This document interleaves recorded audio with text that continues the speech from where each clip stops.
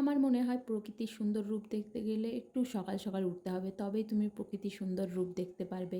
এখন সে কথা মনে হলেও যখন আমি ছোট ছিলাম বাবা সকাল সকাল ডাকলে না খুব রাগ হতো। আর এখন সেই আমি কত সকাল সকাল উঠি, ছাদে আসি, কত কাজ করি। তোমাদের সঙ্গে এই ছোট ছোট মুহূর্তগুলো শেয়ার করতে আমার খুব ভালো লাগে। মাহিকে তো টুইসডেতে কাটরি পিৎজা বানিয়ে দিয়েছিলাম, আর পিৎজার ব্যাটার অল্প বেঁচে ছিল, সেটা দিয়ে ওকে চিলা বানিয়ে দিয়েছিলাম।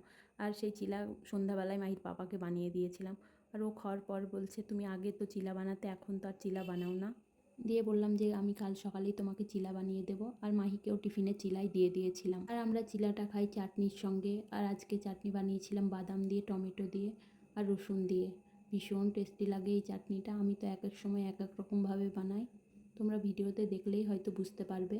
আর সময়ে কারি পাতা লঙ্কা দিয়ে ফোড়ন দিই, কিন্তু আজকে কারি পাতা ছিল না, তাই আজকে ফোড়ন দেওয়া হয়নি।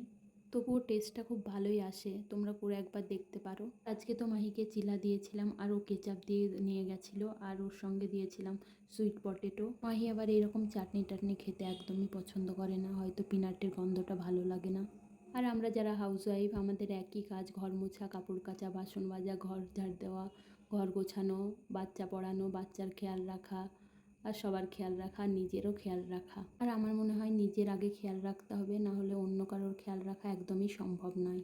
তোমাদের কি মনে হয় কমেন্টে জানিও তো। আর আমি চিলা বানানোর সময় তো দুটো প্যান ইউজ করি, কারণ চিলা হতে সময় বেশি লাগে, আর একটা হতে হতে যেন আর একটা হয়ে যায়। আর চিলা তো গরম গরমই বেশি ভালো লাগে খেতে। আর আজকে চিলাটা খুব পছন্দ করেছিল মাহির পাপা। তোমাদের ভিডিওটা কেমন লাগলো জানাবে। তোমরা সবাই ভালো থেকো, টাটা।